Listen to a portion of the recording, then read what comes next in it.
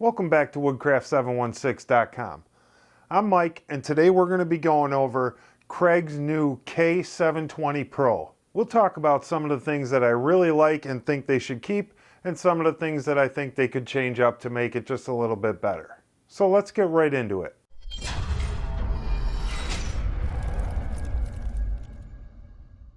So just look at this thing, man. I was really happy when I saw it and got it online. And you know what? I think the price point was pretty good on this one. So looking at this thing, it doesn't look like any other Kreg jig that I've seen. It's pretty sleek and futuristic looking, but I think it's put together fairly well. So I'm just trying to review this K720. I will make some comparisons to the K4. I never had a K5, and I do have the smaller versions of Kreg as well. So the K720 has these wings or material tables that go on it that I think are really effective. Using the K4, I had to use this block of wood that I made to keep longer products up in the air. These wings on the 720 also second as storage compartments.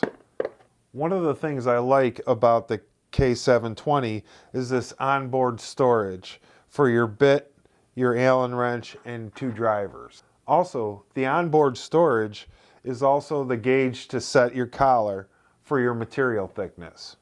I think that's a bonus. These side compartments, or wings, also fold up and then lock into position for a much slimmer, easier storage.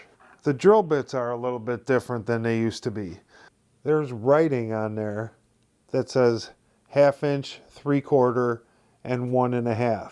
And there's a circle around them. And it says to line up the circle, the hole in the collar, with the circle on the bit for the most commonly used size woods. The real problem I have with that is this is my old one, and you can see that the collar's spun around a couple times and it's grooved up the shaft of the drill bit. That concerns me that these numbers will just wear off and I'll be lost on where these dimensions are. So you say, simple, take it over to your guide and line it up. Well, for some reason, Kreg decided not to put those 3 sizes on their marking, which I think is a real downfall and opportunity missed right there. If this drill bit gets chewed up and I can't read those dimensions, I can't even set it with my gauge. Makes no sense. Really kind of lost me on that one. Not to mention, I use more than one bit. I have this bit set for 1.5, and I have this bit set for 3/4. So I can't even set it with this gauge right now. I have to use the K4, and luckily, when I did set this one and check it with the K4, it looks like Kreg is staying standard on their drill bits. Very good idea. That's a plus. But easy enough to fix. I'm going to set these, and then I'm going to scribe a line on my gauge so I know myself where that dimension is. And we also have Kreg's new Allen wrench for the collar that is on the onboard storage. Another good idea. One of the things that I really do like about the K720 is it comes with a clamp and a receiver on the unit, and you can clamp it down. And it holds up pretty good. I'm surprised. I like this clamp, and it fits in the onboard storage, which I think is a good idea. Now let's get into the meat of this thing. So this clamping mechanism that they came up with is pretty awesome. You don't have to adjust the height for the material thickness like you do on the K4. You also don't have to adjust the clamping pressure, so it will accept 1.5 inch wood just as easy as it'll accept 3/4 inch wood. All secure. Really worked out pretty good. You can also adjust with this little knob here the clamping pressure it takes to put on the wood, and everybody uses a different pressure, so that works out pretty good. I like that adjustment. Another plus on this is this big wide surface, and it actually has a rubber plate on here. On Kreg's video, it says that these slides are guaranteed for life, and they do just clip on and off. If that's really true, that's a big bonus. Okay, with every bonus, it seems like we have to bring in a downfall. So these are the guides from the K4, and this is the guide from the K720. Notice the difference? One is aluminum and the other one is plastic. The K720 is plastic. They say that the guides are guaranteed for life. If that's the case, I can deal with the plastic. My problem is I don't know if this whole thing is considered the guide. I've used it for a couple days now and I've already had black pieces in my wood shavings. So this is going to wear out, I think, and could be improved by using steel or aluminum. So I think that that was a missed opportunity. Another nice feature that the K4 doesn't have is this vacuum attachment. It can go into either side depending on what side your vacuum is on, and it just clips into place and it really cleans out the shavings. Unbelievable, even out of the drill bit. So I was really happy about that. So I'm going to keep the vacuum hooked up and we're going to go ahead and drill some pocket holes and see what you think. The first thing I think we'll try is the 1.5 inch material. I'm going to hook up the vacuum and show you how good that works too.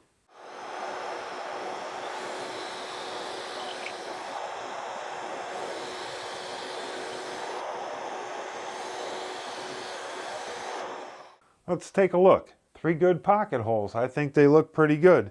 That's just the Kreg spacing. If you've had a pocket hole jig before, you're familiar with these two you would use for your 1.5 by 1.5, and the 2 outer ones you would use for your 2x4s. Remembering to switch my bit over to my 3/4 inch depth, we're going to go ahead and try some 3/4 inch plywood. Great clamping mechanism. Didn't adjust anything, just pushed the lever down and it lined up my pocket holes and the clamping pressure.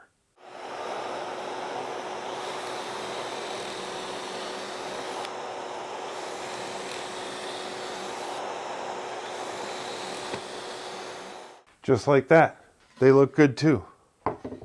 The other thing I find interesting, adjustable stop. So it has a little groove in here and you just put it on this straight edge and you can move it anywhere down the line and clamp it down for repeatable pocket holes. The thing is, I don't think I'll really ever use that. And worse than that is these sides are very flimsy. And so with any kind of accuracy, this stop it's not worth a lick. Another issue I have with these side compartments, herein lies the problem. There's a mounting hole on the inside of this door so that you can mount it to a piece of wood, which I always like to do. My K4 is mounted. I just prefer it to be mounted. To have the side compartment on there, it's got these 2 round that come from underneath and go through those 2 holes, and then you have to slide it over to mount your side bracket. Now I can't close the door.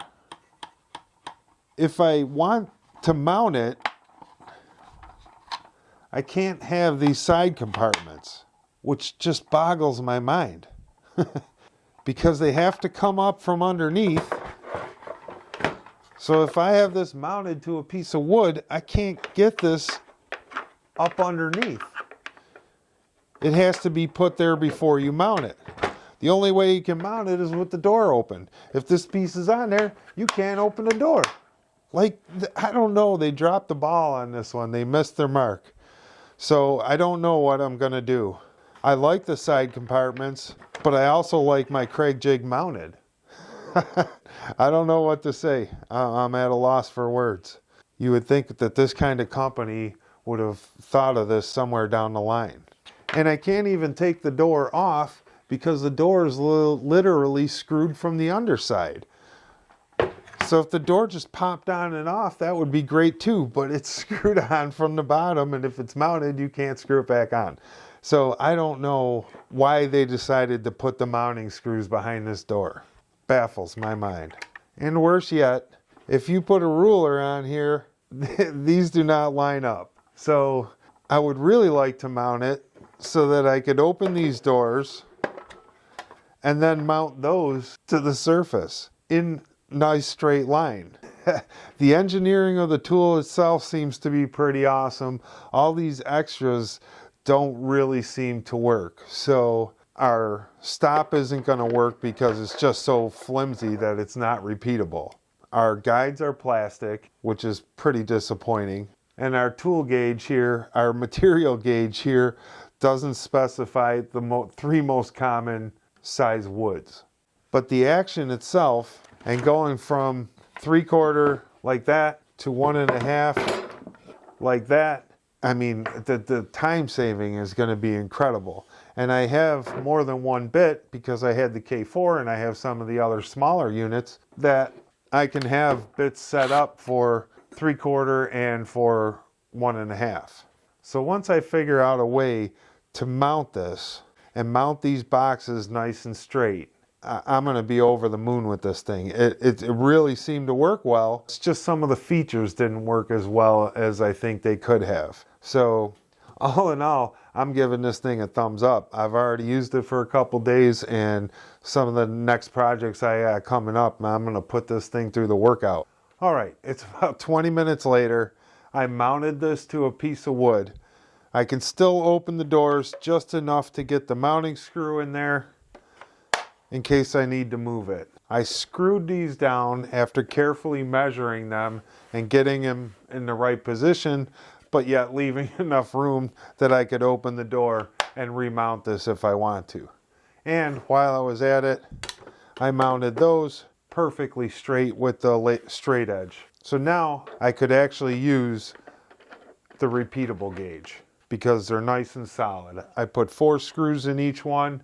I don't know why I wanted these compartments so bad, other than it really helps you when you have a long piece. My vacuum bit fits in there, which I'm pretty happy about the vacuum. It works well. The K4 doesn't have that. And I have a couple extra bits, an extra Allen wrench from some of my other previous kits, and the repeatable stop. And that I will probably still make some wooden ones for some longer pieces, but now that this is put together, and the clamp they give you is pretty good, but I did notice when I was pulling the bit out that it would teeter back and forth just a little bit. So now that it's mounted on a nice sheet of plywood, I'll be able to use 2 clamps and really hold this thing down so I'm not worried about it moving anymore. So the real question is it worth the money? And I have to say that I think it is. The ease of use of changing the height for the depth of the wood is just irreplaceable to me right now.